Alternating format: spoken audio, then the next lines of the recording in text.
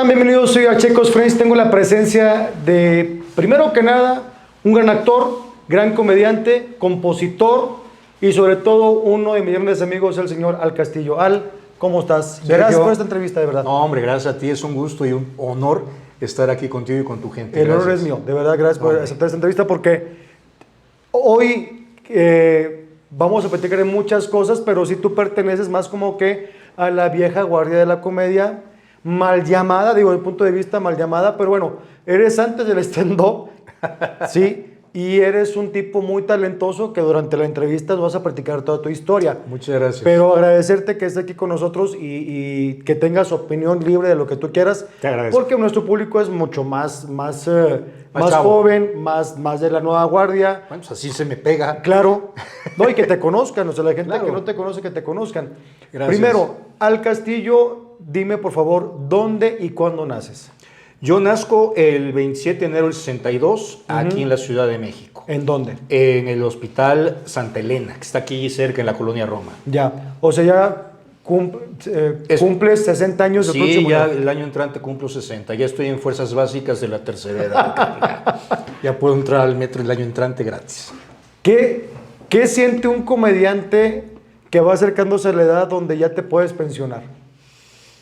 Pues mira, nosotros no tenemos una pensión realmente, ¿sí? Porque pues no tenemos en general seguro social. En mi caso, por medio de la Sociedad de Autores y Compositores, nos dieron de alta en el seguro social y todo, pero yo creo que no hay esa opción de pensionarte, y aunque hubiera el dinero para pensionarte, yo creo que uno sigue queriendo estar activo, ¿no? Claro. Uno deja de crear o deja de estar vivo hasta que deja de crear. En lo particular, ahorita que comentabas de la vieja guardia, fíjate que es muy curioso porque yo soy de la guardia mediana. ¿Ok?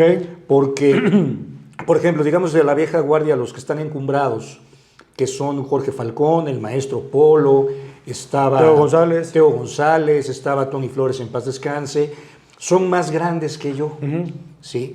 Yo estoy en medio, digamos que soy como de la generación de Gustavo Munguía, que ahí es donde empezamos con el stand-up hace muchos años. Es que esa historia está bien interesante, me quedo, pero sí quisiera irme como en orden. Sí, claro. Porque para mí es bien, ¿cómo te puedo decir? Muy cultivante el de decir, ¿sabes qué? El stand-up no es de X, Y o Z para acá. Sí. O de Comedy Central para acá. Exactamente. ¿Va? Pero bueno, primero, mi querido, ¿eres hijo de quién? Yo soy hijo de, bueno, eso me dijeron, de María Cristina López Linares Carmelo y de Francisco del Castillo Durante. Mi mamá era de Guadalajara, mi padre era del estado de Ebriedad, pero nació en Murcia, España.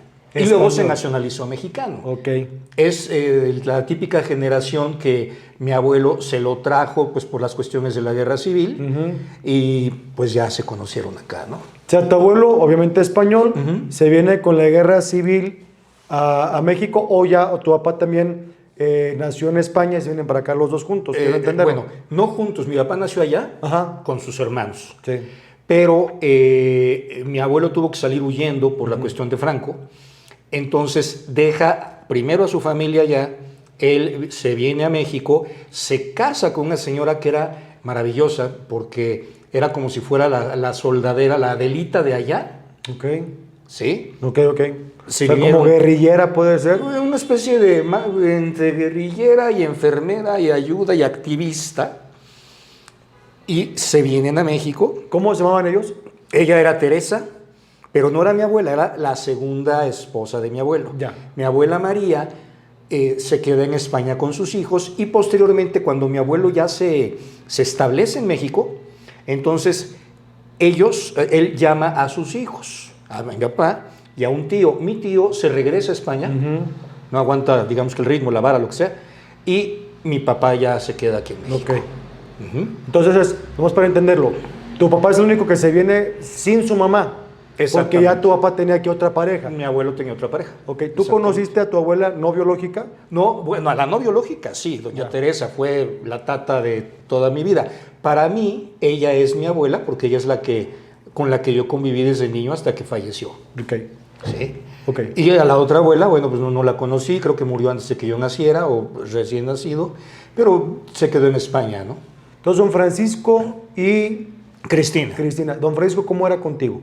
Híjole, mi papá era muy cariñoso, man. Sí. Yo conviví muy poco con él, porque mi padre se fue a España otra vez cuando yo tenía 11 años y murió cuando yo tenía 17. Entonces, estuvo 6 años allá y yo ya no lo vi. Pero era un tipo muy cariñoso, demasiado, a lo mejor se oye mal la palabra, frágil, sensible. Era muy sensible. Entonces, sí, era un tipo que jugaba conmigo, le gustaba mucho el fútbol, los toros. De ahí yo creo que surge mi afición a la tauromaquia y al fútbol de los dos, porque a los dos les gustaban. Entonces, sí, era un hombre muy, muy cariñoso conmigo. Ok, y hasta los 11 años se fue porque se separan tus papás. Pues no se separan legalmente. Ya. Tenían problemas. Entonces él se fue a buscar una forma de mejor trabajo allá. Desgraciadamente no lo pudo lograr bien. Le llegaron varias cosas y muere 6 años después, cuando yo tenía 17 años. Ok, ¿y cómo te enteras? Me entero porque, esto fue algo muy curioso, porque yo me enteré un mes después. Mi padre muere un 21 de marzo. Hay que decir a la gente joven que no había internet, no había Facebook, ahora eran telegramas o cartas o llamadas telefónicas de operadora y todo este rollo. Carísimas. Sí, carísimas, exactamente. Resulta que ese día yo toreaba en Valsequillo, Puebla. Yo toreaba 2 días en unas novilladas. Y entonces, el primer día, que era el 21 de marzo, el novillito era bueno y yo no podía, ¿no? Eso de que dices, ¿por qué? Además, esta panza yo no la tenía. Yo la tenía en las nalgas, no en la panza, ¿verdad? Entonces, pues estaba yo bien preparado. Eso de que no te salen las cosas si no te salen, bueno, yo no sabía por qué. Al siguiente día me fue bien. Y yo estaba molesto conmigo y me entero casualmente, casualidades o causalidades o como quieras llamarle. Mi mamá, cuando se lo dicen, mi mamá era de las que ocultaba las cosas, pues porque su familia fue así, porque, de hecho, mi papá le ocultó que no era mi papá, o sea, era una familia de ocultar muchas cosas, ¿no? No, sí era mi papá, cómo no. Pero, ¿cómo se lo digo a Alejandro? Entonces hicieron todo un cónclave, un mes, se prepararon. Porque eres hijo único. Soy hijo único, también que yo sepa. Y total de que al mes me lo dijeron en casa donde yo vivía abajo, en casa de mi madrina. Me lo dijo un tío, me lo dijo mi mamá y pues casualmente, bueno, obviamente para mí fue un golpe muy fuerte, porque una de las ideas que yo tenía cuando empecé a torear, supuestamente era para ganar dinero antes que terminar una carrera y poder ir a España por mi papá. Obviamente esos sueños que tienes entre buen hijo y adolescente y acá yo me acabo al mundo, ¿no? Y no. Pero bueno, esa fue la situación. Ahora, ¿cómo te fue como niño? ¿Cómo eras como niño siendo hijo único? Era muy retraído. De hecho, te he de confesar que a mí me ha servido mucho dedicarme a lo que me dedico, los escenarios. Pero a mí yo digo que la comedia inclusive me salvó la vida emocional, porque me ayudó a abrirme más con la gente, porque como hijo único, pues eres bastante más retraído. Yo jugaba con mis futbolistas aquí, de los que vendían en las corcholatas de Pepsi, todo el rollo. Y sí jugaba con algunos amigos de la escuela, pero era de los más retraídos, digámoslo así. Y estudiaba, era yo buen estudiante en general, hasta el último de secundaria.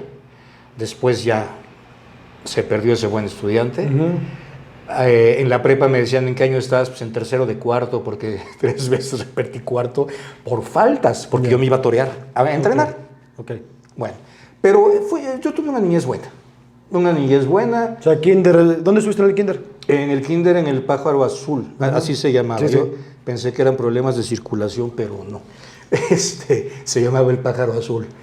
Y posteriormente, primaria y secundaria en el Colección Bolívar. ¿Sí? Ya la prepa la hice en el ISEC porque estaba yo a punto de una beca, ya no pude, hubo una huelga en la UNAM. Entonces me inscribieron, además era una escuela mixta porque en Simón Bolívar, muy buena educación, pero puros hombres. Dije, o me vuelvo gay o me vuelvo cura. O sea, sinónimos. Y dije, no, güey, no, yo me salgo, yo quiero hombres y mujeres, por el amor de Dios, no para verlas, ¿no?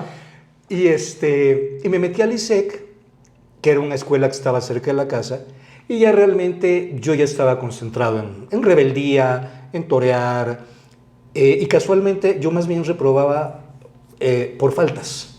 Yo me salía a jugar o me salía a entrenar o lo que sea, ¿no? Pero así fue. Ahora, ¿cómo empieza esta onda? ¿A qué edad empieza lo de la tauromaquia?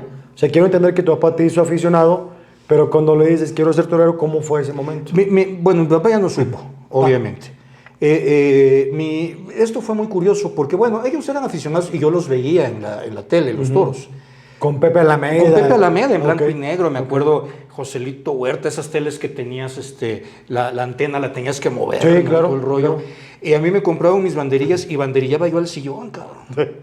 Sí, sí. Un día creo que le agarré la pierna a mi mamá y dije, la madre, que no, me equivoqué, pinche en hueso, cabrón. Pero ya después, pasaron años de esto, y un día íbamos a un hotel que se llamaba La Querencia, en Texquiapan, de huéspedes. Entonces eran unos amigos, que el papá era torero en ese entonces, y los chavillos eran como de mi edad, un poquito más grande los dos, pero ellos como anfitriones eran maravillosos. Entonces un día le dicen a mi mamá, señora, déjenos a Alejandro. Mi nombre es Alejandro, para la gente. Fui vendiendo letras porque no gano bien y no hay pensión, cabrón. ¿Eres Alejandro Castillo? Alejandro Alfonso del Castillo López Linares. No, mames. Y falta mi segundo apellido, papá. No.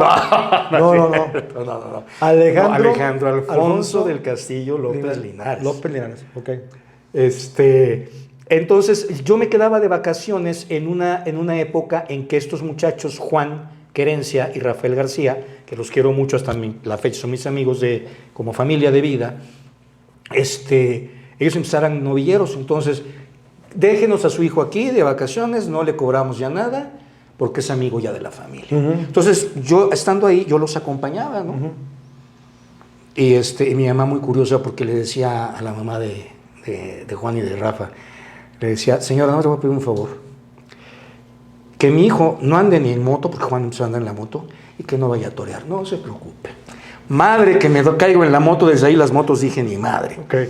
Y a la primera tienda que fui, una vaca literal se me quedó viendo. ¿Qué es una tienda? Una tienda es un lugar donde es una faena donde se torea a las becerras para ver si van a ser buenas madres. Ya.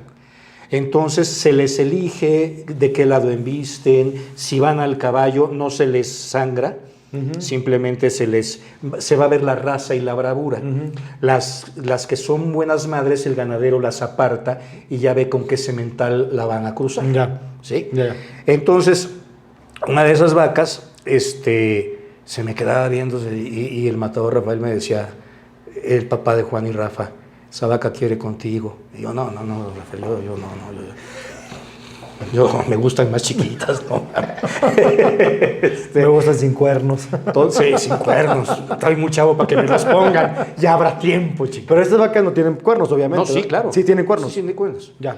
En las tiendas a lo mejor sí se les liman porque, pues, imagínate una cornada en una ganadería, evidentemente no tienes médico y es un riesgo mucho mayor, ¿no? Pero sí tienen sus cuernos y todo, ¿no? Para no hacerles el cuento largo, ya cuando salió a la plaza yo estaba en lo que se llama un burladero. Yo ya había entrenado de salón, lo que se llama con la carretilla y todo, pues nomás por pasar el tiempo ahí, ¿no? Sí. Pero pues sí me gustaba. Y la pinche vaca, perdón por la expresión, bueno, los chavos hablan así. Sí. Perdón, no he dicho muchas veces pinche puta madre coño, pero empezamos ya, suéltate. Gracias. Y que la pinche vaca se me queda viendo en el burladero y remata, lo que es rematar, pegar en el burladero. Y me dice don Rafa, ¿qué pasó? ¿Le das unos pases? Y yo no traía coca, cabrón. Pues va, cabrón. Que le pego 2 y al tercero voy para arriba, cabrón. Madres. Dije, de aquí soy. Yo no sé por qué en lugar de decir ya no, dije, va. O sea, ¿te gustó la acogida de la vaca? Literal. Nada más que después se fue con mi amigo Juan y valió madre del romance. O sea, ¿sí te gustó? ¿Qué fue? Una adrenalina muy fuerte, un reto. Como adicción. Un reto, sí, una adrenalina. Claro que después, yo me toreé mucho realmente. Pues necesitaba dinero, oportunidades, etcétera. Pero el tiempo que estuve intentándolo, pues sí lo hice con ganas y sobre todo con esa y con esas ganas que yo te digo de la intención de ir por mi padre, ¿no? Y yo creo que después te das cuenta que no era tu vocación, porque había cosas que yo no llegaba a hacer, sacrificios. ¿Cómo cuáles? Por ejemplo, oye, vente a las 3 de la mañana a una ganadería en camión. 3 veces lo hice. Y después yo decía, no, o sea, buscaba pretextos. Hubo una vez que me marcó mucho, un amigo que fue bastante, es de los mejores toreros que ha habido en México, Jorge Gutiérrez, el cual le mando un abrazo, un saludo. Jorge me ayudó. Y en una ganadería, yo ya había, te dan las 3 a los novilleros, darte las 3 es de lo que torean los matadores, te dan la oportunidad de torear algo. O sea, entiendo que sea como un ritual. Como si le das un palomazo a un chavo que un telonero. Que va empezando, ok. Que va empezando, ¿sí? Entonces, lo único duda que tengo es ¿por qué a las 3 de la mañana te citaban en una ganadería? Porque había que irnos en camión para llegar a una ganadería a las 5 o 6 de la mañana. Y torear. Y torear las becerras temprano. Y era una forma de demostrarte como novillero que tenías afición. O pasión. Pasión, exactamente. Claro. Entonces, una ocasión me llevaba a una ganadería y sí, toreo lo que me tocaba. Yo me sentía mal del estómago, mano. ¿Por qué? Pues había comido algo, lo que tú quieras, ¿no? Y de repente Jorge me dice, el ganadero me dice, en otra vaca me dice, ¿quieres dar las 3? Y yo, pendejamente, porque me sentía, no, ganadero, muchas gracias, ya toreé, ya. Una especie de decencia mal entendida, de no quiero no quiero abusar de la oportunidad, pero por otro lado también ellos lo vieron como falta de afición. Entonces cuando ya me fui, cuando me llevó Jorge a México, me dice, nunca le digas a un ganadero que no, porque es como despreciar la bravura de su vaca, ¿no? Lo haces inconscientemente, pero pasó. ¿Y tenías qué edad? ¿Y qué edad tenías? Yo tendría 17, 18 años. Estaba yo chavo. Entonces, bueno, esta fue una etapa de mi vida que, de hecho, ni me arrepiento, ni mucho menos. Al contrario, me sirvió mucho. El medio de los toros te ayuda mucho a convivir con gente mayor de edad de lo que te enseñan en la escuela. La escuela te convives con gente así, raza, ¿no? Tu raza, tu generación. Y en el medio de los toros tienes que aprender a convivir con gente de 50, de 40, de 30, de 60 años y defenderte o proponer un negocio, cosa que después me sirvió para otras profesiones, inclusive esta, ¿no? Entonces, ¿te retiras 17, 18 años?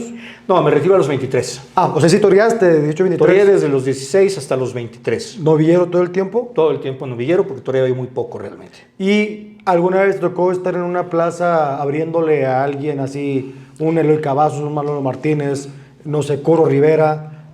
No sé, es que estoy pensando en aquella época, ¿quién eran los toreros así como de elite? Sí, ellos que acabas de mencionar, el maestro Mariano Ramos, Toño Lomelín. ¿Y abriste alguno? Fui mozo de espadas de Curo Rivera. ¿Qué quiere decir? Mozo de espadas es el que le da las muletas, los capotes. ¿Nos puedes explicar un poquito cómo es el ritual de la tauromaquia para entenderle? Mira, hoy entiendo que hay mucho público que está súper en contra de esto. Sí. Por las razones que tú quieras, matar a tu animal, lo que sea. Pero bueno, hace años era una tradición en México y en España ser torero. A mí sí me gusta el ambiente de la tauromaquia, ¿no? Y me gusta entenderle. ¿Nos puedes explicar un poquito cómo es ese ritual? Pues mira, hay muchos rituales, por ejemplo, el ritual de... hay cosas que inclusive se han perdido, ¿no? Como por ejemplo eso de que los maletillas eran los que se iban a las 4 de la mañana en camión y le pedían a los ganaderos la oportunidad de torear, y ahí llegaban los apoderados, que son como los managers, digamos así, de los toreros. El vestirte de torero es un ritual. Es un ritual. Cuando yo toreaba y vi vestirse, ayudé a vestirse a toreros importantes como Jorge Gutiérrez, el matador Curo Rivera, en paz descanse, no entraba una sola mujer al cuarto. Y era encerrarte, la mayoría ponía música flamenca, todo su altar de santos, cada quien tiene sus santos, la mayoría son muy católicos, muy supersticiosos, no podría haber una montera o un sombrero, que la montera es la que se pone en la cama. ¿Sí? ¿Por qué? porque es de mala suerte para ellos. Yo realmente, como no soy... O sea, si el significado no sabes cuál es. No sé cuál es el significado, Ya. pero eran cosas que me iban diciendo, ¿no? Sombreros o monteras jamás, ¿no? El mozo de espadas es el que viste al torero, es como tu gente de confianza, como tu un asistente, production manager o personal manager, sí, ¿no? sí. Tour manager. Porque él sabe cómo te gustan las medias, cómo te gusta que te quede el vestido, se encarga de todo, ¿no? Y posteriormente ya en la plaza, que es lo que yo hice con el maestro Curro una vez, pues era ayudarle, quiero agua o pásame este capote, tienes que saber qué capote le gusta al matador para abrir, o esta muleta pesa menos para la faena, esta pesa más. Hay una espada que se llama ayudado. Esa espada, aunque tú la veas como público, como espada de matar, esa no mata. Esa lo que hace es que le da cuerpo a la muleta. Y ya la cambian por la espada de verdad cuando se prepara el toro para la muerte. Ya. Entonces, el toro es muy interesante, como bien lo dices, yo nunca discuto con la gente que no le gusta porque tienen su porqué, ¿sí? Yo te voy a ser honesto, yo no gozaba con la muerte, con matar al toro, yo lo entiendo, porque lo demás lo sé.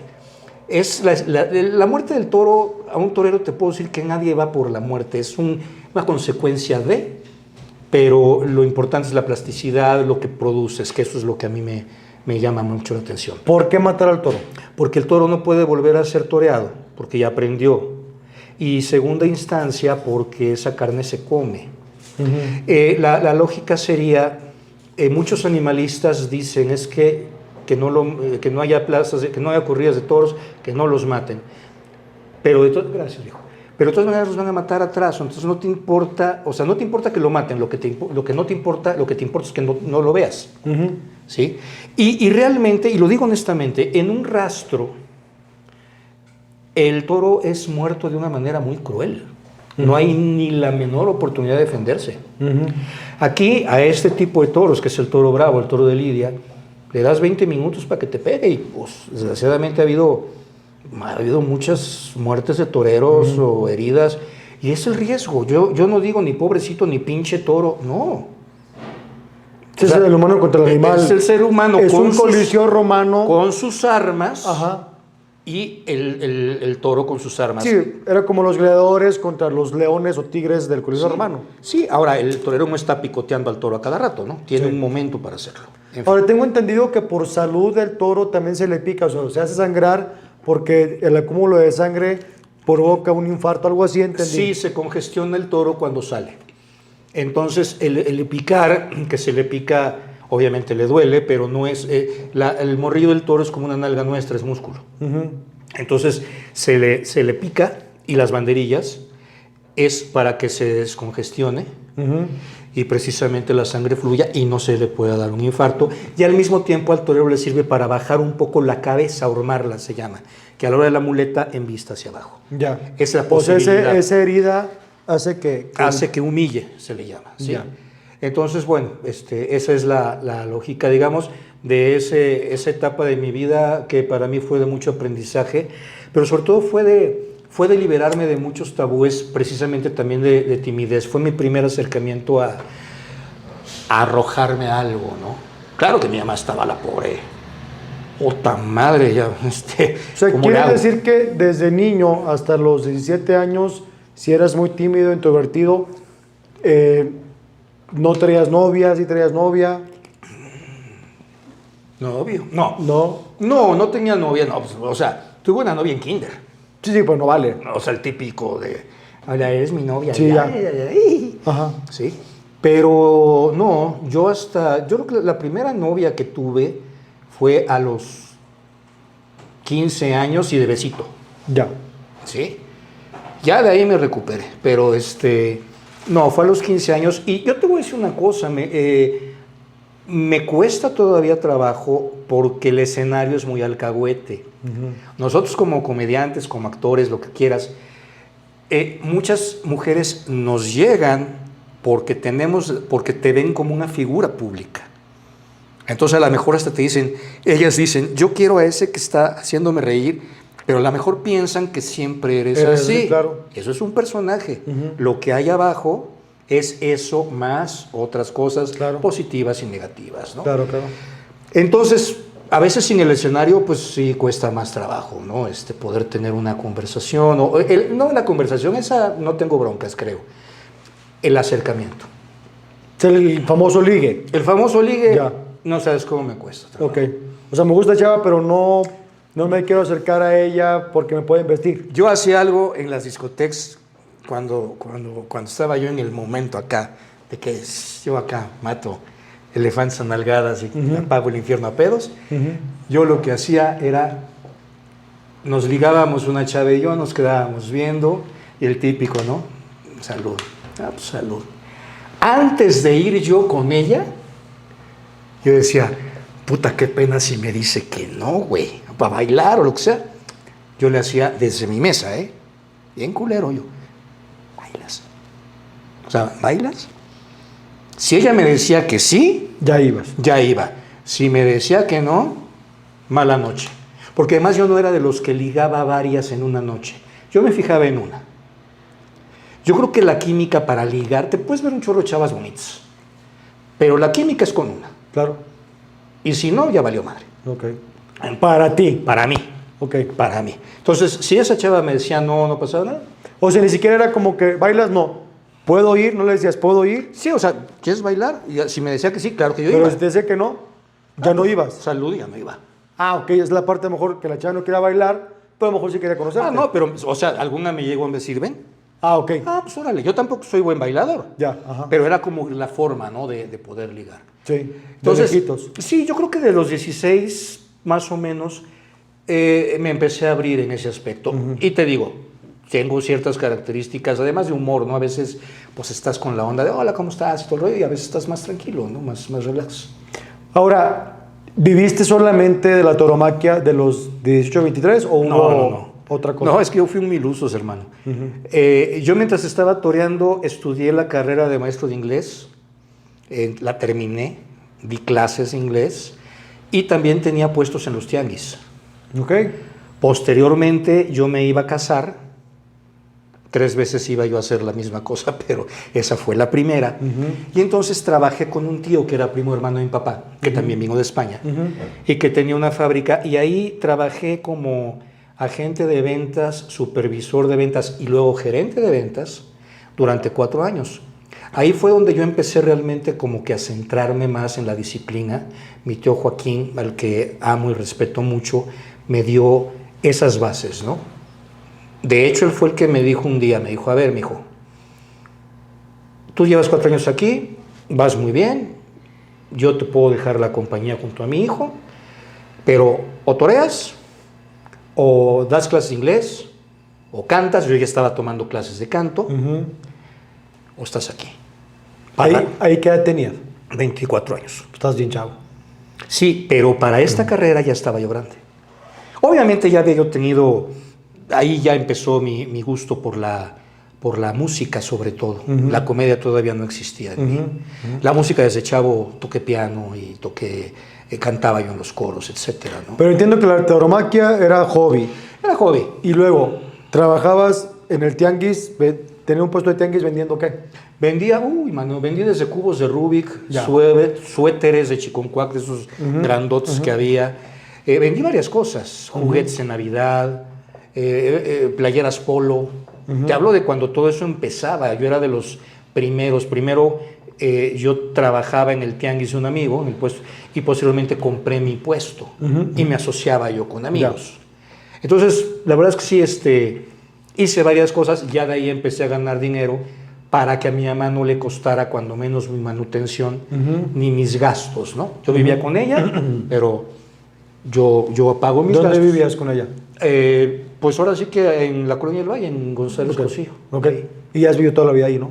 Pero ya en otra casa. Ok. Cambiamos. Pero en ese rumbo. 3 veces, de pero en la ese Valle. rumbo. Efectivamente. Perdóname.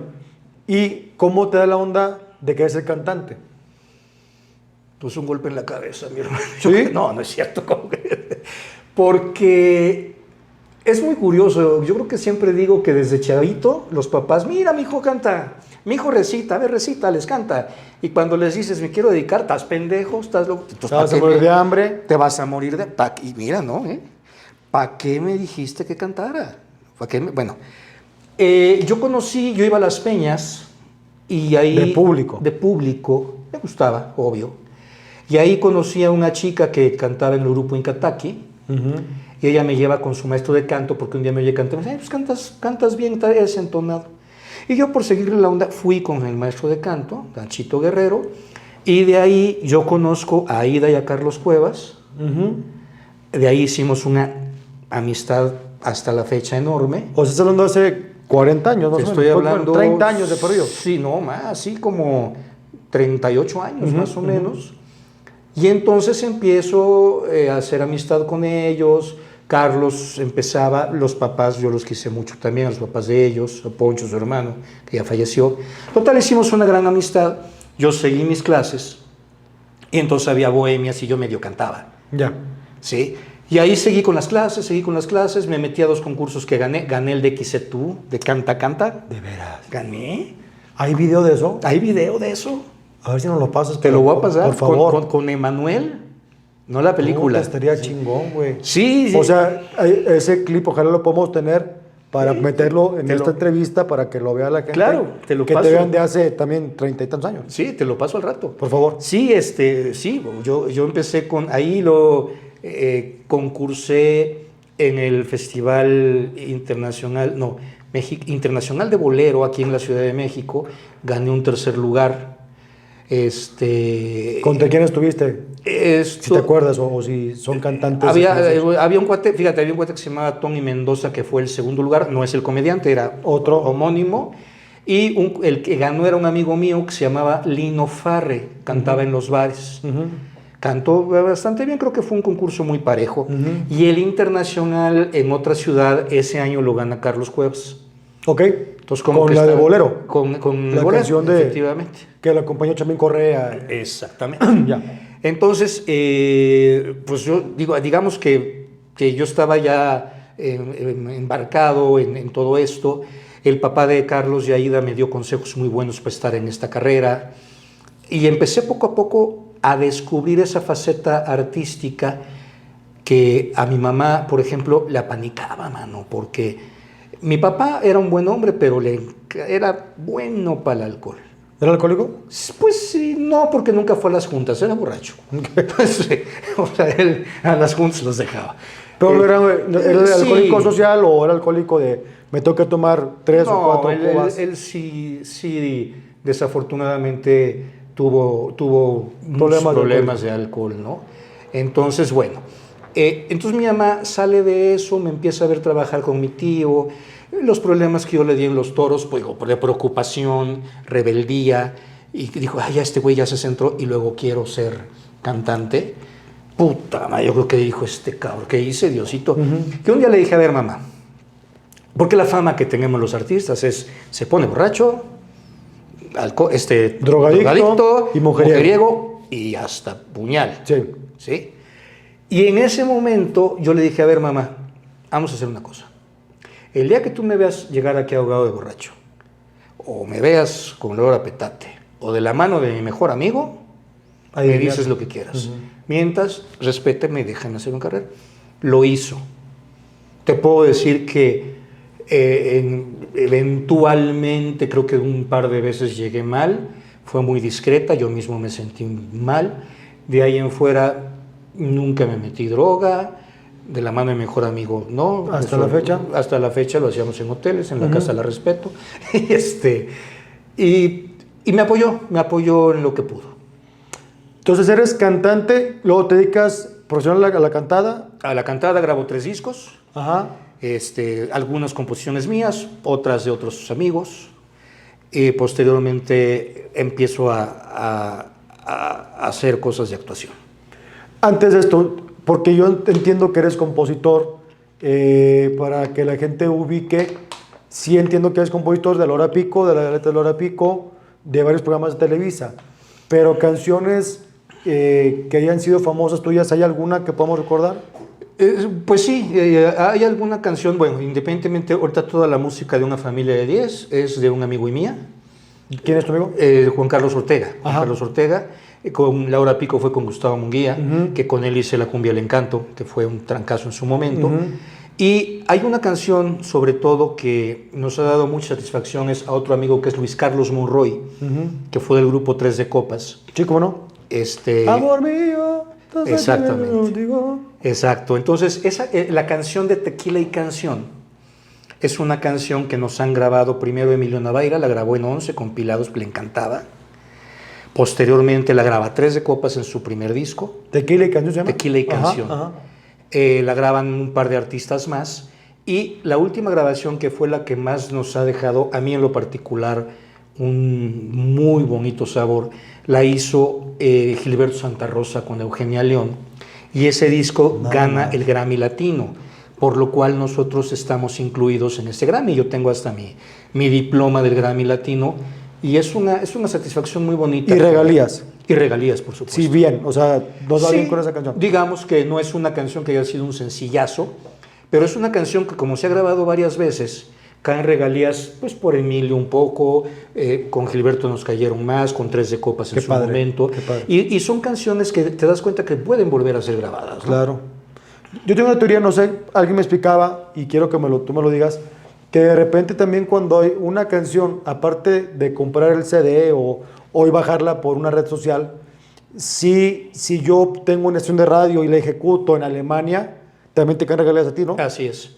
Y está muy controlado ese rollo del autor y compositor. Fíjate que el autor es el más sacrificado. Ajá. Porque te puedo decir que son centavos. Ahorita con las redes sociales, puta, te caen, digo, de esa y de una que me grabó Raúl, que la hicimos él y yo, está en Raúl Ornelas. Ornelas, que con él también he compuesto varias cosas que pues nos ha grabado. Bueno, Lucero fue con Reilly, con Juan Carlos, con Pedro Fernández nos grabó a Raúl y a mí. Pero lo que bajan, por ejemplo, en Spotify y eso, te ponen 500 descargas y te salen centavos. O sea, el compositor es muy mal pagado en eso, a menos que salgas en tele o cuando el artista la canta en vivo, ahí tienes una mayor recaudación. Cuando había discos, claro que sí. El CD te llevaba, aunque no fuera sencillo, con estar en el CD de Alejandro Fernández o de Emilio, lo que sea, entonces ahí sí ya iba todos los compositores, ¿no? Entonces sí, pero sí llevas en la radio, llevas un poco de todo. Un poquito en todo llevas regalías. Entonces, eres compositor, ¿se te renace la inspiración de repente, te das cuenta que eres compositor o te dijeron, a ver, vamos a juntarnos 4 o 5 personas que somos amigos, vamos a escribir? ¿O cómo fue ese rollo? Al principio sí es como el Borras. Voy a escribir algo. Ajá. Yo siento, y esta mi primera novia, ¿no? Que yo la veía desde el balcón y me acuerdo que la canción se llamaba Un 17 de mayo, porque yo le dije te quiero y me mandó a la chingada. Ya. Entonces, un 17 de mayo, la canción no vale un peso, pero fue la primera, y guitarra como guitarra fácil, ¿no? Cantaba yo como ranchero se iban el ganado, cabrón. Luego, bueno, tomo las clases de canto con el maestro y sigo componiendo hasta que hay una convocatoria de Amparo Rubín en Televisa. Casi nadie. Sí, donde entramos. Que es la tía de Eric Rubin. La tía. Pero ella tuvo participación en. Pues es que hoy hay mucha diferencia, pero la gente que nos sigue, antes, en los 80s y hasta 90s, había un festival que se llamaba la OTI, que era el festival visto nacionalmente de cantantes. Ahí participó Emanuel, por ejemplo, participó Joshua, en paz descanse, José José.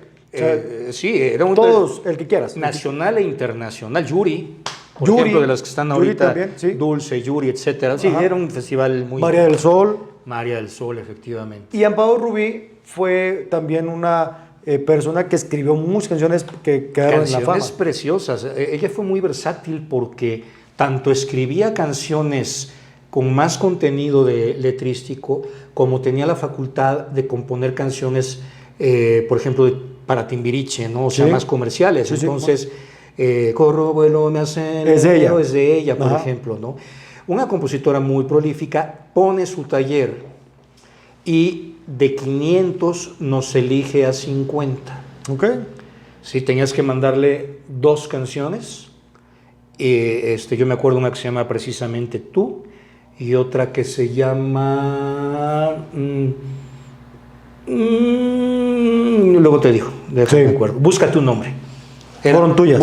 Son las con las que yo pude entrar a ese... ¿Y entras pura escritura o grabo un cassette con la guitarra y se la mando? No, la grabé con la guitarra. Ya, ok. Y ahí de estos 50, bueno, obviamente cada quien seguimos nuestra carrera. Ahí conocí grandes amigos, ahí hice grandes amigos también. Y una de las grandes ventajas es que empezamos a hacer coautorías. A veces tú no tienes la idea, pero no sabes cómo rematarla, como en el stand-up. Claro, claro. ¿Sí? Tallereas. Sí, sí, sí. Entonces ahí se empezaron a hacer coautorías. O yo soy, por ejemplo, más letrista que músico. Sí. Entonces, como músico, yo mismo me limito por falta de conocimiento. Entonces, necesito a alguien que me saque de esa zona de confort musical. Y hemos hecho muy buenas coautorías, ¿no? Con Raúl Ornelas, con Reilly, con Luis Carlos, con Jaime Flores, etcétera, con Gustavo Munguía. Entonces, y ahí, bueno, claro que cada quien se embona. Entonces, bueno, sí ya hubo ese aprendizaje de oficio, además de lo que es la inspiración. ¿Sí? Ahí aprendí en ese taller y posteriormente lo seguí a componer también a pedido, por oficio, estar en la jugada comercial. Sí. Entonces, Amparo Rubín hace esta convocatoria que se quedan 50, de los 50 conoces a todos estos personajes importantes de la industria, pues de las canciones y composiciones de mexicanas, ¿no? Pues sí, sobre todo llevaba, bueno, muchos compañeros que ahí los conocí, otros ya los conocía, pero ahí ya como nos hicimos más cuates, y ella llevaba, por ejemplo, gente que nos daba como lo que es la masterclass, llamémosle así. Llevó, por ejemplo, fue Alejandro Filio, que en ese entonces destacaba, que fue de los que valoraban quienes entrábamos. Fue Alejandro Filio a darnos una masterclass. Fue Pita Amor. ¿Acuerdan? Pita Amor me suena el nombre, ¿por quién? Pita Amor fue una gran poetisa, que fue un personajazo. Doña Pita Amor hacía décimas.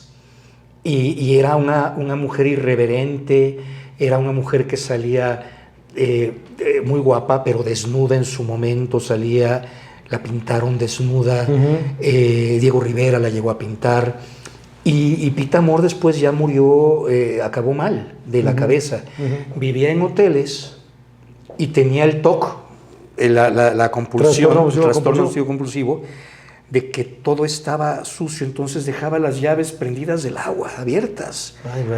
Y ella era tía o prima de Bernardo Sepúlveda Amor, que era gente de dinero, eran políticos, intelectuales, y entonces él iba a pagar los desperfectos, la entendían lo que a ella le pasaba, y un día la llevó, nos hizo un propedéutico, Amparo, para decirnos, va a venir Pita. Yo me acuerdo que yo me senté al frente, entonces, si la vas a ayudar a subir o a bajar, tú no la toques. Ponle el brazo para que ella te se toque. apoye, okay. No le rebatan nada, pero apréndanle. Y fue una clase maravillosa porque la señora, a pesar de que estaba mal, estaba muy bien en lo que es la parte de literatura, de poesía. O sea, como para esa parte de genio. O sea, un genio. Soy genio para escribir, pero tengo 35 cosas o 35 afecciones mentales. Busquen, por ejemplo, Décimas a Dios de Pita Amor. Es maravilloso. Perdón la ignorancia, ¿qué canciones podemos reconocer de ella? No, canciones no. Solamente poemas. Sí, poema. Okay. Pero Amparo por ejemplo, iba Patricia Reyes Espíndola. También, ¿cómo no? Mónica Miguel. Es decir, aquí directoras de teatro y directora de teatro. ¿Por qué? Porque también la idea era ponernos en el contexto de que hacer una canción proviene desde la poesía, desde imaginarte una escena.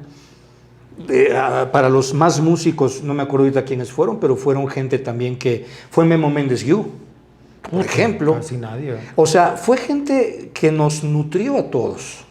Memo Méndez Guiú, por lo que tengo... O sea, él ha hecho muchas obras musicales aquí en México, pero también tuvo que ver mucho con las producciones de Timbiriche, ¿no? Efectivamente, fue de los grandes compositores y arreglistas también de esa época de Timbiriche y de varias de los 80s, ¿no? 80s, 90s. Un reconocido personaje aquí, músico de aquí de México. Así es, entonces sí fue un aprendizaje muy importante ese taller. Y luego, ¿cómo te haces actor? O sea, entiendo que tú traes la onda de que voy a abrir, alguna razón, te picó una abeja y dices, ¿sabes qué? Se me abrió el panorama para, en vez de tauromaquia y en vez de vendedor y gerente de ventas, me dedico al medio artístico y eres, de cierta forma, alguien muy completo, porque hablas inglés, eres compositor y luego actor, ¿cómo? El papá de Carlos Cuevas, don Alfonso, me decía... ¿Sigue vivo? ¿Ya murió? No, ya falleció. Él me decía, tú eres buen tipo, físicamente hablando, entonces aprovecha eso, pero prepárate. Y yo siempre quise esta carrera, desde que abracé la cuestión artística. Sí. Claro que también persigues la fama, pero más que nada yo quería el éxito, para mí es diferente. Para mí el éxito es interno, el que tú lo sientas como vocación. Y la fama a veces es nada más externo. Si tienes éxito y fama, estás tranquilo, ¿sí? Pero yo dije, esta va a ser mi carrera, no es en cuánto tiempo la haces, no. Haz una valoración de cómo vas avanzando porque te quieres quedar en esto y tómalo con respeto, ¿sí? Entonces la actuación, en una ocasión, además yo ya había hecho fotonovelas. Claro. ¿Sí? Es una forma de actuación. Una forma de actuación. Y en un aeropuerto que yo venía de promover un disco, del primero que saqué en Villahermosa, en un aeropuerto estaban grabando La Indomable con Leticia Calderón y Arturo Peniche, y me agarran de un aeropuerto, porque Beatriz Sheridan, que era la directora, en paz descanse, me vio y le dijo a Mapat, que ahora es productora y en ese entonces era su asistente, oye, ese chavo me funciona para tal personaje, pregúntale qué hace aquí. Así, ¿de verte? De verme. O sea, no te había visto nunca en otra parte. No, yo ya me iba. Qué cabrón, güey. Y me llama, oye, ¿tú cómo estás? Yo me llamo Alejandro El Castillo, que todavía no había Al Castillo. Alejandro Castillo, ajá. Y pues fíjate que pasa, yo me voy a México, vengo de promocionar este discote, el EP, te lo regalo. ¿Dónde estabas? En el aeropuerto. Ajá, ¿de aquí de México? No, de Villahermosa. Villahermosa, perdón. Oye, ¿te puedes quedar? Híjole, es que no, yo ya compré, es que nos gustas para una telenovela. Y yo, ay, ¿cuándo van a grabar? Es que grabamos el martes, se hace cuenta, era un viernes y yo tenía un concierto en Naucali el sábado del Día del Amor, ya me acordé. Y dije, híjole, pero ¿cómo le hago? No puedo cancelar el concierto, Ay, carajo. Bueno, pues ni modo, pero te dejo mi teléfono del hotel, me dijo Mapat. Y yo me la quedé, piense y piense. Y le dije, el domingo le hablé, le dije, a ver, Mapat, soy Alejandro El Castillo, me encontraste, todavía está la oferta, yo me voy en camión, no importa, yo me lo pago. Me voy en camión a Villahermosa. A ver, espérame tantito. Sí, dice la señora que vengas. No te preocupes, aquí el avión se te paga. Y me fui, yo no tenía ni idea de lo que es actuación. En su momento, Mapat me dio 2, 3 tips que le agradezco mucho. ¿Qué te dijo? Me dijo, por ejemplo, me acuerdo que me dijo, cuando hables de futuro, ve a la derecha. Ok. Cositas muy simples, ¿no? ¿Está la cámara? Está la cámara y si te dicen, oye, va a ver esto, sí, fíjate que O sea, como que imaginando. Pero hacia allá. Ok. ¿Sí? Y me dijo, toma clases para que te puedan tomar en cuenta posteriormente. Y de ahí mi mamá, que trabajó casi toda su vida en la Embajada de Italia, en el Instituto Cultural, que está en Coyoacán, conocía la escuela de teatro del maestro Héctor Azar, que es el CADAC. El maestro Héctor Azar, para los muchachos jóvenes, fue de los mejores maestros de teatro que ha habido en México, creador de gran parte del método de Bellas Artes, de la Escuela Nacional de Teatro, etc. Entonces... Pero espérame, te quiero parar en esto. Llegas a Villahermosa, a la locación del Indomable. ¿Sí? ¿Qué pasa ahí? Puta madre, fue una escena en una discoteca. O sea, eres el chavo guapo fresa de Villahermosa. Era yo el amigo del antagonista, que era Juan Carlos Serrán, que ya falleció. Y yo mi personaje se llamaba Alejandro, además. Ok. Entonces yo le decía 2 o 3 cosas a Juan Carlos Serrán de lo que era el personaje. Ese que era argentino, de bigote, buen tipo, grandote. Buen tipo, grandote. Sí, sí. No sé qué falleció, fíjate.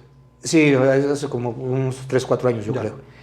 Y yo decía 3 o 4 frases en la discoteca, sin ningún conocimiento actoral, pero parece que lo hice bien. Ajá. Posteriormente grabamos en Puebla, Ya Pero después. la maestra Beatriz Sheridan, ¿qué te decía, güey? ¿Eh? ¿Qué te dijo Beatriz Sheridan? Beatriz Sheridan era muy dura. Es lo que entiendo de ella. Muy ¿sabes? dura. Ajá. De hecho, por ejemplo, en ese llamado nada más de repente me dijo la cabeza así, porque creo que yo tenía como un tic de, como perrito, Sí. como perrito de tablero, güey, así más o menos. Y entonces de repente corte, me dice, a ver, chamaco, así. Y te agarraba. La barba. Ok. Y yo, pues, con la cara que tenía la señora enojada, sí, como no, señor. Salió la escena y tan especial era Beatriz Sheridan que cuando nos llaman en Televisa para irnos en camión a Puebla, ve y le dice, Juli era la productora, y le dice, ¿y este qué? Pues es el personaje. No lo quiero, no lo quiero. Pero, y se me quedaba viendo y dice, no. Y me decía, Julisa, muy linda gente, me acuerdo que, tranquilo. Ahorita yo hablo con ella, Beatriz se sentó. Puta, yo sí estaba apanicado, cabrón. No traje Pampers, güey, pero yo sí estaba apanicado. Pues porque, ¿cómo que no? O sea, ¿qué? Y ya me alivianaron. Y claro que hice 3 escenas más. O sea, no entiendo. Ella te escogió y luego te dice siempre que no. ¿Cómo Sí, por qué? no, nunca supe. ¿Temperamento? Temperamento, o no le gustó mi trabajo, no sé. Pero el personaje tenía que seguir porque ya estaba planteado, ¿no? Y Julisa me dijo, no te preocupes, así me alivianó bastante. Y de ahí, bueno, yo dije, si vas a también actuar, hazlo en serio. Y fue cuando empecé a tomar cursos también. Ahí en la Centro Cultural. En el Centro de Arte Dramático, Ajá. que es el CADAC, que es una muy buena escuela, sobre todo para empezar y realmente tener una muy buena educación teatral básica y de espíritu, de fondo, ¿me explico? Y de ahí también empezó, ya tomé más cursos, tomé talleres, sigo tomando talleres, yo creo que siempre uno debe de seguirse preparando en todo, ¿no? Y bueno, ya llevo un buen tiempo. Después de Indomable, ¿qué haces como actor? Bueno, después de Indomable, pues yo creo que llevo como 30 telenovelas en diferentes personajes chicos y medianos, ¿sí? No te puedo decir que grandes, pero sí te puedo decir que algunos importantes. ¿Cuál fue el que más te gustó?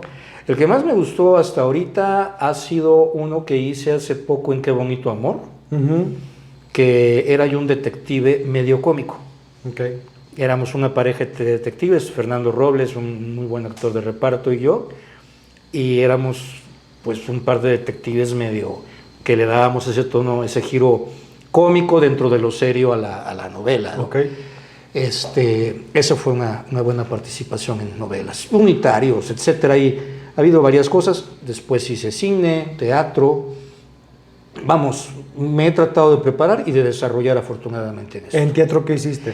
En teatro, pues he hecho cosas que a mí me han gustado mucho. La primera, digamos que obra profesional fue Dos curas de locura, que fue mi debut teatral profesional con Eric del Castillo, un tipazo. Maestrazo. Alfredo Adame. Otro maestrazo. La verdad sí es un tipo muy profesional. Actualmente creo que también de sparring, pero no es. Yo tengo una gran impresión de Alfredo, quién sabe qué haya pasado. No me meto Yo en creo que es eso. un personaje, ¿no? Sí, puede ser. Ernesto Laguardia, que es un tipazo también. Mayra Rojas, Eduardo Santamarina, a Mayra la conozco desde niña. Puro primer actor. Y Adriana Labat y yo. Entonces yo aprendí mucho en esa gira que fue de año y medio. Fue la última obra que vio Rodolfo Rodríguez, era una obra de Rodolfo Rodríguez, El Calixto. Hermano de Mario Besares. Ajá. Fue la última obra que vio puesta Rodolfo antes de fallecer. ¿Era comedia? Era comedia, una comedia maravillosa, maravillosa, muy divertida. ¿Ganaste bien con Julicia? ¿Ganaste bien en teatro? ¿Sí ¿Perdón? se gana bien? Sí. ¿Se gana bien? Se gana. Bien. Se gana. En esa obra se gana porque fue una obra puntera, porque duramos año y medio y porque después de que don Fernando Junco, que también fue un gran productor, falleció, un poquito antes de que falleciera, nosotros la tomamos como cooperativa. Y entonces, bueno, pues ya nos los repartíamos como socios a porcentajes, obviamente los más protagonistas más, lo que es lo normal, ¿no? De ahí hice durante 12 años una buena obra que se llama Hombre tenía que ser, de Telma Dorantes, con ella. Con esa obra tuve la fortuna de ir a Italia y a Colombia a representar a México. Entonces fue una experiencia maravillosa con Telma, de la cual aprendí mucho también. Posteriormente hice Frida, musical, ¿sí? La última vez que la presentamos la hicimos en Estados Unidos, en español y en inglés. Ok.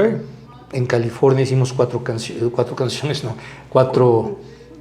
funciones. Y yo representaba a Diego. También hicimos Tintán, recordando a Tintán. Yo como Marcelo, Ausencio Cruz como Tintán. Qué padre. Con esa nos fuimos a Cuba. O sea, he tenido la Güera Rodríguez con Jorge Ortiz de Pinedo en el Bicentenario. He tenido la fortuna de estar a lo mejor en pocas obras, pero muy bonitas. Una muy padre fue Grandes hombres vemos, perversiones no sabemos, que fue una dinámica entre Freud y Darwin, desde un psiquiátrico. Esa obra me confrontó bastante conmigo, muy padre. Vamos, me encanta el teatro y las obras que yo he producido, que son sketches, espectáculos de sketches. Okay. Y en cine, algún día platicamos y te fuiste, digo, has hecho varias películas, pero hubo una que tú eras el antagonista, que te fuiste a Irlanda a recibir un premio. Así es. ¿Qué película es? Esta es una película que se llama Escrito con Sangre. Es una película que está basada en un hecho real que se llama el síndrome Genovese, del asesinato de Kitty Genovese en 64 en Nueva York. Obviamente la traslada a Fabricio Prada y Carlos Manuel Cruz Mesa a México, a Jalapa, que es de un asesino serial, pero que un día se le ocurre, estás dormido con tu familia, ¿qué se siente matar a alguien? Se sale de su casa, se viste y se encuentra una chava, que es la que atiende en el bar, la sigue, la mata, pero el síndrome Genovese es que 38 personas vieron eso y se evadieron. Oyeron los gritos, alguna se asomó, déjala, pero nadie llamó a la policía. Esto es psicológico, esto lo pueden checar inclusive síndrome Genovese o la historia de Kitty Genovese, y el asesino se llamaba Winston Mosley, acaba de morir en la cárcel hace un par de años. ¿Sí? Entonces fue un reto, porque yo a Fabricio le dije, Fabricio, tú me has visto como comediante, o sea, dice, a mí me funcionas mucho porque creo que tienes el nivel actoral, pero además no eres el cliché malo, feo. O sea, yo quiero eso. Normal. Quiero un cabrón normal que de repente sea un psicópata, porque así son los psicópatas. Sí. Y encantadores, buenos tipos y sí, o sea, tipo sí. Ted Bundy, ¿no? Sí, exactamente, Ya. tipo Ted Bundy. Ya. Entonces, bueno, le agradecí la confianza. Yo tengo 4 palabras en toda la película, 4 palabras. Todo lo demás era gesticulación, más que gesticulación, la forma de actuar, la actuación, la expresión, todo eso, ¿no? Esa angustia, esa maldad, esa rabia por dentro, ¿sí? Que lo demostraba él al actuar. Entonces, ¿y cómo mataba a la gente de este hombre? Bueno, en este caso, ¿cómo la mataba la mató a puñaladas y la violó. Afuera de unos departamentos cerca de donde ella vivía. La mata, pero fíjate, lo cabrón de esto, de la historia real, es que la mata en 30 minutos, porque ella empieza a gritar y alguien prende una luz y este güey se esconde. Y en lugar de que alguien la salve a la chava, apagan la luz o la dejan. Y entonces este cabrón regresa y la vuelve a apuñalar, a herir. Y así media hora. O sea, tuvieron... la gente decía, es que tienen que meter a la cárcel a los 30 y tantos cabrones que la dejaron morir. ¿Sí? Muy interesante como historia y para mí muy confrontante. Fuimos a Dublín, a Belfast, perdón. No sabíamos que íbamos a ganar la película. No gané yo, ganó la película en conjunto. Fui con Fabricio, que es el director. Pues yo lo conocí ahí. En Houston lo conocí. Exactamente. Contigo. Ajá. Sí, exactamente. Entonces, pues nos fuimos a Belfast y con la sorpresa de que nos dan el premio a la mejor película extranjera. Qué chingón. Entonces, pues es una satisfacción darte cuenta que parte de un trabajo en el que tú estás... Me da mucho gusto por México, me da muchísimo gusto por ti porque eres mi amigo. Gracias. Pero me da tristeza de que mucha gente no nos enteramos que esta película existe? ¿Y dónde la No, podemos ver? Pues es que la pueden ver, me parece que está en, déjame preguntar, pero creo que está en internet y te voy a YouTube, me parece. Si no, Ok. yo te aviso dónde para que la Puedo gente la vea. meterle el link porque suena interesante. Es cine independiente. Y verte aparte actuar. Sí, gracias, sí. O sea, sí. porque la gente que te conoce como comediante o como cantante o como autor de canciones, muchas veces de comedia, verte en este papel antagonista de un asesino suena interesantísimo. Y te voy a platicar algo que no me da pena decirlo, al contrario, porque ahorita dices que la gente no se entera. Yo, personalmente, hablé a la Embajada de Irlanda no para pedirles nada, para invitarlos a la premiera allá. ¿Sabes cuándo me contestaron la llamada? La Embajada de México En Irlanda. En Irlanda. Estoy hablando de hace muchos vamos años. representando, cabrón. Vamos representando a México. Y no hace muchos, sí, 10 años, ¿eh? Hace como 10, 12 años. 10 años. Sí. Yo estaba en Houston en esa época, 2011. Hace 10 años. Exactamente. Sí, por eso no es tanto. Entonces dices, carajo, no te estoy pidiendo nada, más que vayas como embajada, porque tenemos un orgullo de representar a México. Tienes el papel hecho hasta para que tú te levantes el cuello, cabrón. Claro. Nadie nos peló. Pero sí es un orgullo para México, definitivamente. Claro, cabrón. Claro. Ahora sí, ¿cómo te haces comediante? ¿Por qué la vena de comedia? Que si vienes de actor dramático, de repente dices, voy a ser comediante. Mira, yo creo que todo en mi vida ha sido muy casual. Yo no tenía la menor idea de que yo tenía una vena cómica, ¿sí? Por la educación que tuve, porque yo quería cantar boleros, baladas, etc. Pero un día yo iba a muchas giras, así como cuando nos conocimos. Sí. Antes de conocerte yo a ti, que yo ya fui como comediante cuando te conocí, yo conocí al señor Leal del Unicornio Azul todavía cantando. Bueno, entonces un día iba en mis giras hacia Jalapa, como una de las ciudades que yo iba, y en el Mesón de la Guitarra en México yo ya conocía a varios comediantes, que yo los veía y copiaba rutinas, literal, pero eran para enlazar una canción a otra. Ya. Trataba de agarrar el tema. Y contaba chiste, punto. A Julio Vega, en paz descanse, yo le decía, oye, ¿puedo? El Ubiñas no, porque es tuyo, pero puedo 2, 3, sí, hombre. O sea, sí. Y un día en Jalapa me acuerdo que me dicen, hoy hablé oye, mi temporada de este año, fíjate Alejandro, todavía no era el Castillo. Fíjate Alejandro que ya no, porque estamos trayendo o comediantes o vedettes. Ah, cabrón, vi mis piernas, dije, no, cabrón, estos son giotes, güey, no mames. Y dije, yo soy comediante. No, a ver, tú cuentas chistes entre tus canciones. Es que no me has visto este año. Yo ya hago más chistes que canciones. No, dije, es más, yo voy, y si no, no me pagas. Eran temporadas de 2 semanas. Me voy voy jueves y me regreso el viernes si quieres. No hay pedo. Órale, chingue a su madre. Llega, colgué el teléfono y dije, ¿qué hice? ¿Para qué hablé? Pues empecé, me hablé a Julio Vega, le dije, oye, Julio, sí, pues yo tenía mucha referencia de Gila, eso sí. Mi papá y mi mamá Gila era una referencia maravillosa para ellos. ¿Gila era comediante español?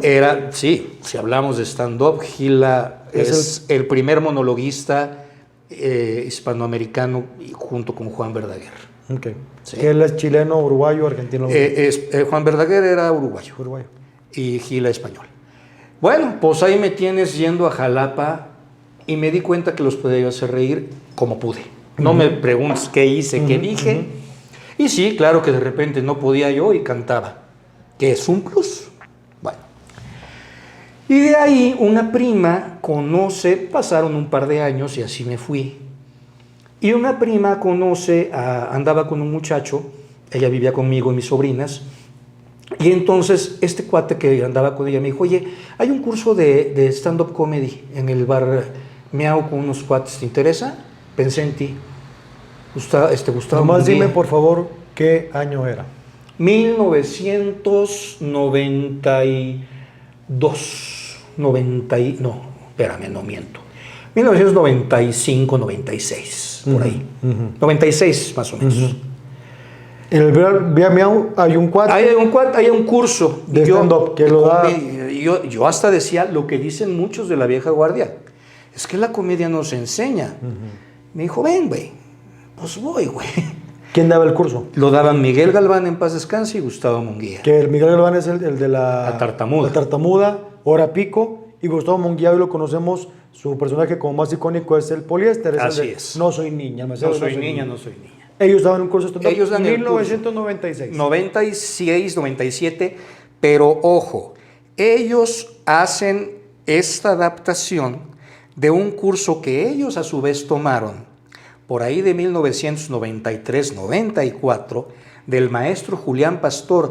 Julián Pastor fue el primero que trae la técnica del stand-up a México. Gustavo y Miguel la refuerzan. Y sí, efectivamente, mucho antes de los que actualmente dicen que trajeron el stand-up a México. Lo que pasa es que quizás en esta época se le dio más auge. Bueno, volviendo con mi historia. Ahí, claro que los conozco. Ahí conozco a Mara Escalante. Conozco a Dino García, que es un gran actor y que tenía una rutina maravillosa. Conozco a Carlos Álvarez, que se volvió también un gran actor de cine y de teatro. Rafael Romero, que es de los mejores, pero él quiere manejar perfil bajo, pero es de los mejores que yo he visto. Cabrón, muy cabrón, fuerte, Rafael. Y entonces, bueno, entre otros que se me olvidan. Vamos, y de ahí hacemos también una amistad. Gustavo y yo empezamos a hacer canciones, ahí sale La Cumbia El Encanto, La Hora Pico, la primera canción del programa Hoy. O sea, empezamos a hacer varias cosas. Y de ahí empiezo yo a darme cuenta que yo podía hacer catarsis con la comedia. Te hice una pregunta hablando de la técnica del stand-up. Porque lo que yo he sabido, digo, que he tomado algunos tallerecitos con el maestro Gus Proal, que le mando un saludo, con gente, amigos de nosotros. El Cojo Feliz alguna vez nos platicó un par de cosas. Pero sí estaban muy el stand-up puro, que era no contar chistes. No cuentes chistes. Eso es así como prohibido, huele mal. Y yo alguna vez, tú me lo platicaste, entendía que los maestros Gustavo Munguía y Miguel Galván, ellos te decían no cuentes chistes para no hacértela fácil, como ejercicio mental. También, claro. No porque fuera prohibido contar chistes. Es que en ese entonces, nosotros trabajamos mucho. A mí me tocó todavía esa parte, aunque yo por eso digo que de la media guardia, porque los de la vieja guardia trabajaron mucho más que yo en carpas, en teatros del pueblo, en todo ese tipo de lugares donde yo llegué a punto de. Yo sí trabajé mucho en teatros del pueblo, en Palenque, en Botaneros, en el sur. Entonces, lo que nosotros usábamos como stand-up era, haz un estilo propio con cosas nuevas, pero también puedes mezclarlo para hacerte universal en ese tipo de lugares. Claro. Porque si no, mi punto de vista es que entonces el stand-up en muchos casos, si es muy puro, va nada más para un sector que a veces puede ser limitado. Se está abriendo, de acuerdo. Pero en ese entonces nosotros lo veíamos así. El personaje que hablamos de Gustavo Munguía era de su vida, nada más que lo hizo personaje. Sí. Mara Escalante hizo un personaje de alguien que se vio. ¿Me explico? Yo lo que hacía, por ejemplo, yo llegaba a provincia y me decían, es que tú traes chistes distintos a lo que traen los demás. Y eso es, o sea, llegaba un imitador y a lo mejor imitaba con los mismos chistes a todo mundo, o llegaba alguien que contaba lo mismo. Entonces, yo no sé, bueno, malo, regular, pero yo contaba algo diferente, porque entonces te obligas a darle la vuelta. A ver, si esto es un chiste rematado, ¿cómo lo rematarías diferente? Claro. ¿Sí? O por ejemplo, las bases, ¿no? ¿Qué odias? Y voltéalo. Para hacer cómo ves la vida, cómo ves tu perspectiva, cómo ves el mundo, todo este tipo de cosas, cómo eres, ríete de ti para que puedas reírte de alguna manera de los demás.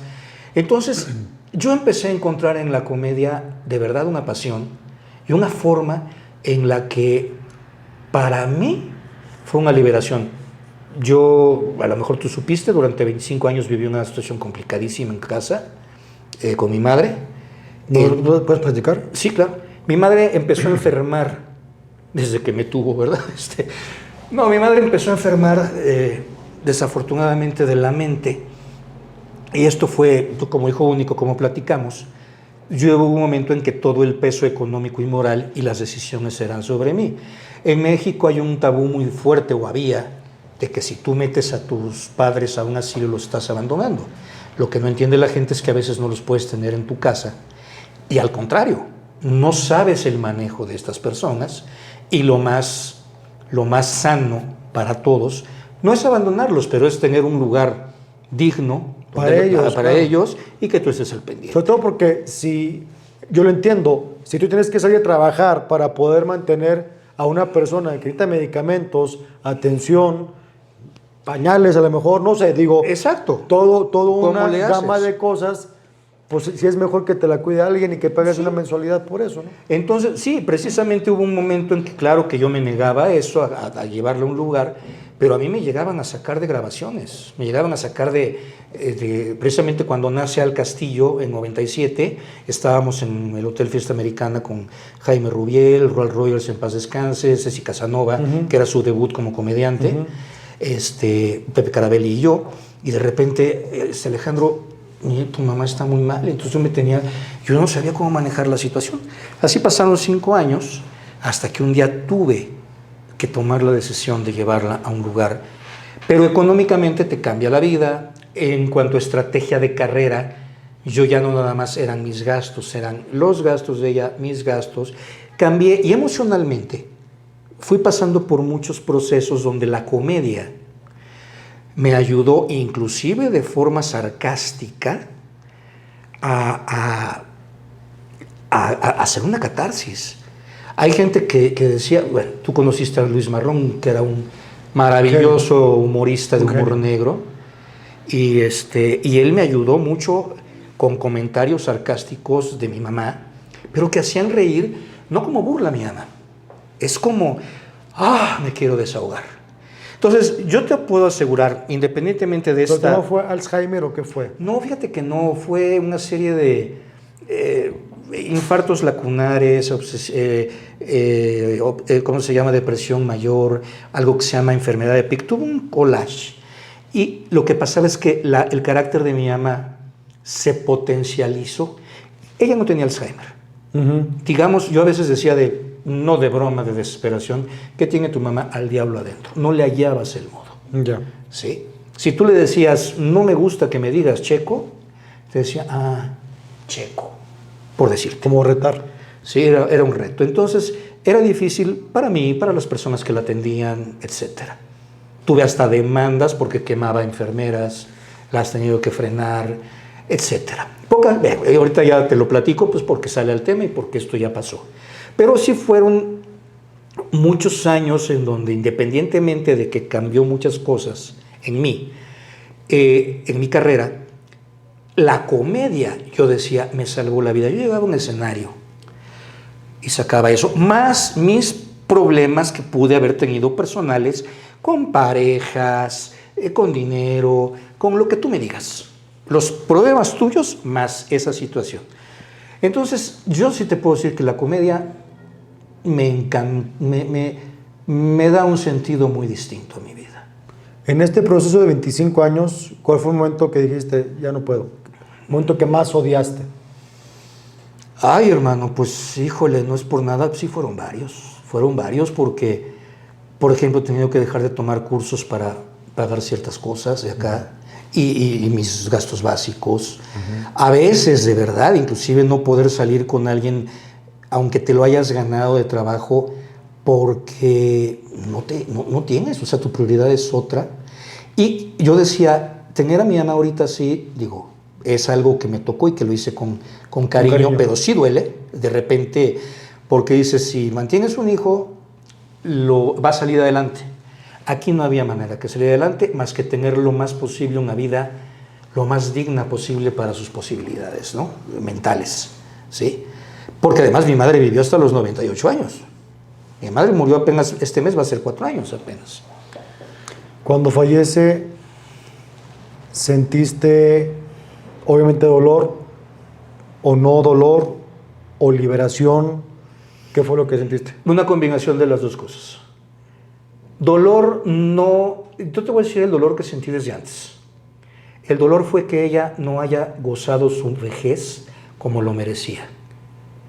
Ver a una persona que físicamente aguanta, pero que mentalmente se está sufriendo porque ella estaba consciente y estaba enojada con la vida.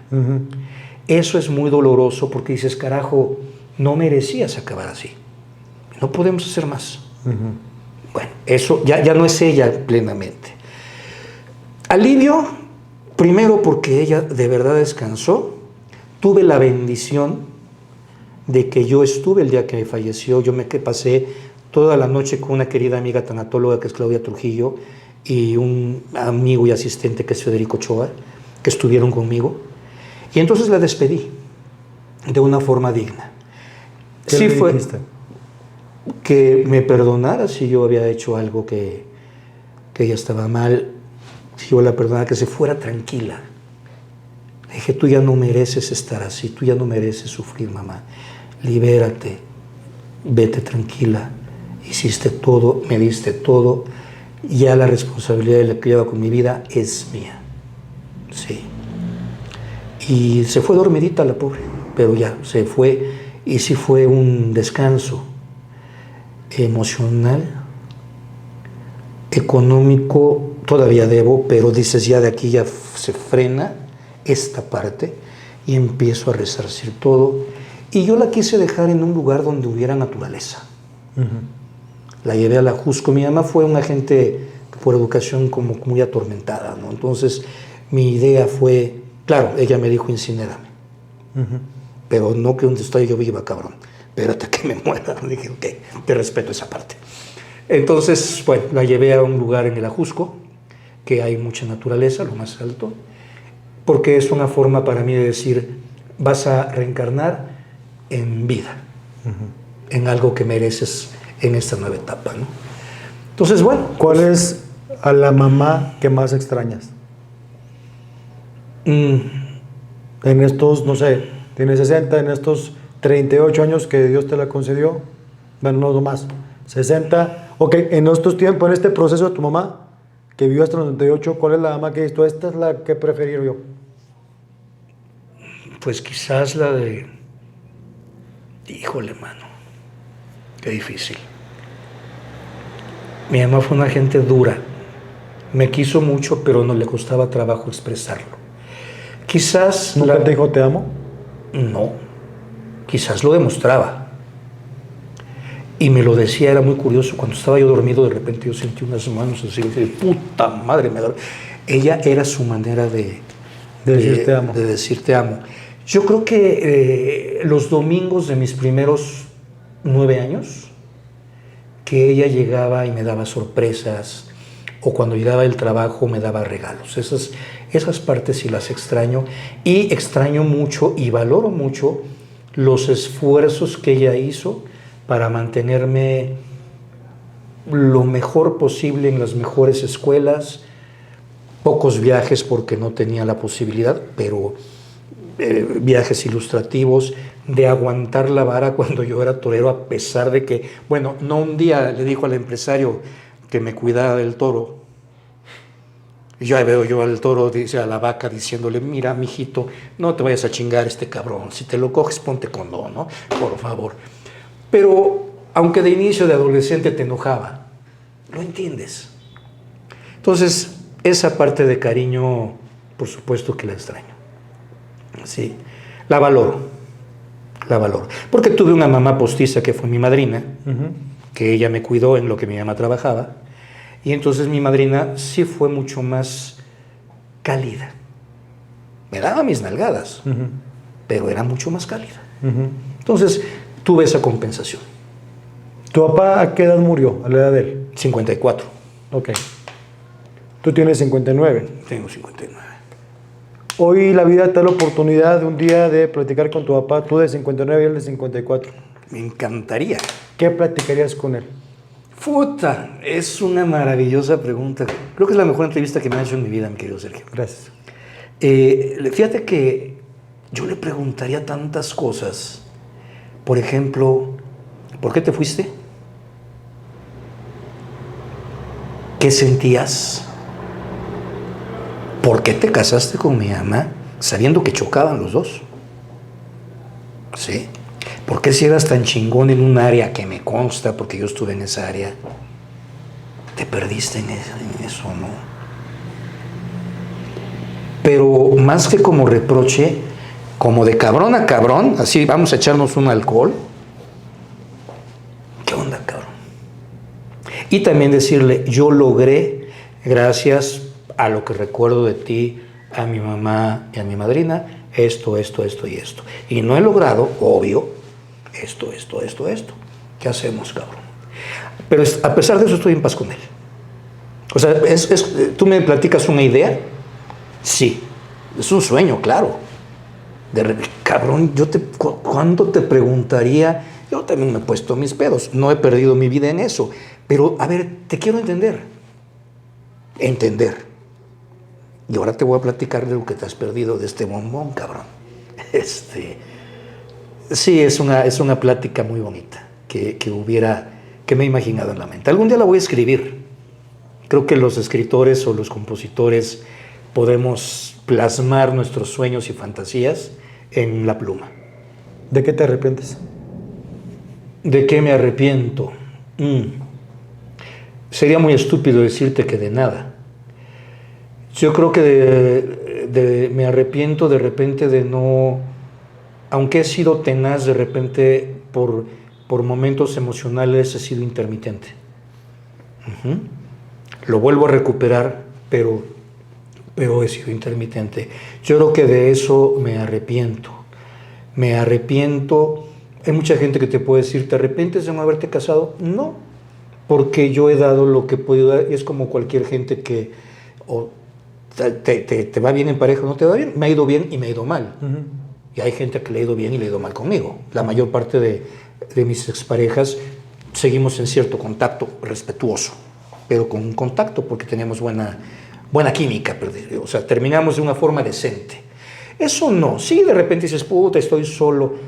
Pero también es estar con quien vas a tener una relación sana. Si no, mejor no. Entonces, yo creo que me arrepiento a lo mejor a veces de perder ese tiempo que dijera Renato Leduc, sabe a virtud de conocer el tiempo, ¿no? El tiempo es oro. Pero tampoco me clavo porque todavía sigo haciendo cosas. Sigo vigente en muchas cosas y con ganas de hacer muchas cosas. Pero sí, hay cierto arrepentimiento de no haber seguido ciertos consejos. ¿Te acuerdas el primer día que ibas a hacer toreros, el primer día que ibas a enfrentar un toro que no querías? ¿Te acuerdas ese primer día? Sí. Bien, ¿te acuerdas? Sí.